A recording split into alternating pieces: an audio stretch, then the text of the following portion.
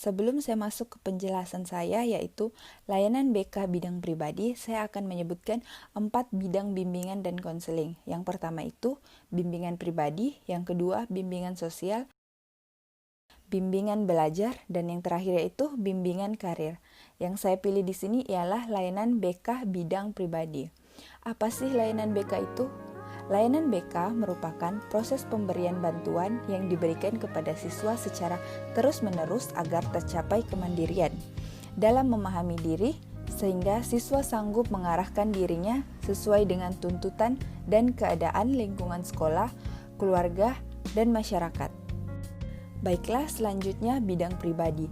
Apa sih bidang pribadi itu? Bidang pribadi ialah bantuan yang diberikan kepada individu dalam hal memecahkan masalah yang sangat kompleks dan bersifat rahasia atau pribadi. Misalnya masalah keluarga, permasalahan, cita-cita, dan permasalahan persahabatan. Misalnya pada siswa remaja, mereka berhadapan dengan akunya yang lain daripada sebelumnya. Contoh, peralihan dari perasaan sangat sedih menjadi sangat gembira, ingin meraih cita-cita tapi tidak mengetahui caranya. Kemudian, seorang mahasiswa yang berhadapan dengan akunya yang ditantang memikul tanggung jawab sebagai orang dewasa dan menghadapi realitas yang bertantangan dengan dirinya atau keinginannya. Selanjutnya, dalam aspek tugas perkembangan belajar. Dalam aspek tugas perkembangan belajar, layanan bimbingan dan konseling membantu siswa agar 1. Dapat melaksanakan keterampilan atau teknik belajar secara efektif. Yang kedua, dapat menetapkan tujuan dan perencanaan pendidikan. Yang ketiga, mampu belajar secara efektif. Yang keempat dan yang terakhir, memiliki keterampilan dan kemampuan dalam menghadapi evaluasi. Yang selanjutnya, yang kedua, yaitu dalam aspek tugas perkembangan karir. Layanan bimbingan dan konseling membantu siswa agar, yang pertama, siswa mampu membentuk identitas karir dengan cara mengenali ciri-ciri pekerjaan di lingkungan kerja. Yang kedua, mampu merencanakan masa depan. Yang ketiga, dapat membentuk pola-pola karir, yaitu kecenderungan arah karir. Dan yang terakhir, mengenal keterampilan, kemauan, dan minat siswa tersebut. 3. Dalam aspek tugas perkembangan pribadi sosial. Dalam aspek tugas perkembangan pribadi sosial, layanan bimbingan konseling membantu siswa agar yang pertama memiliki kesadaran diri, yaitu menggambarkan penampilan dan mengenal kekhususan yang ada pada dirinya.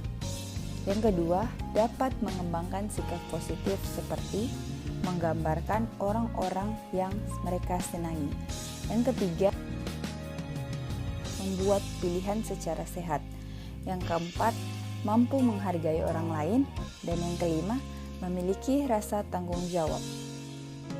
Tujuan layanan BK bidang pribadi ada 4. Yang pertama yaitu memiliki sikap toleransi terhadap umat beragama lain dengan saling menghormati dan memelihara hak dan kewajibannya masing-masing. Yang kedua, bersikap respek terhadap orang lain, menghormati atau menghargai orang lain, tidak melecehkan martabat atau harga dirinya. Yang ketiga, memiliki pemahaman dan penerimaan diri secara objektif dan konstruktif, baik yang terkait dengan keunggulan maupun kelemahan, baik fisik maupun psikis. Dan yang terakhir yaitu yang keempat, memiliki kemampuan berinteraksi sosial, human relationship, yang diwujudkan dalam bentuk persahabatan, persaudaraan, atau silaturahmi sesama manusia. Selanjutnya, penyesuaian sosial siswa berdasarkan gender dan implikasinya bagi program bimbingan pribadi sosial. Apa sih penyesuaian sosial siswa berdasarkan gendernya? Yaitu kemampuan penyesuaian sosial siswa dalam penelitian ini dibandingkan berdasarkan perbedaan gender. Yang dimaksud gender dalam penelitian ini adalah jenis kelamin.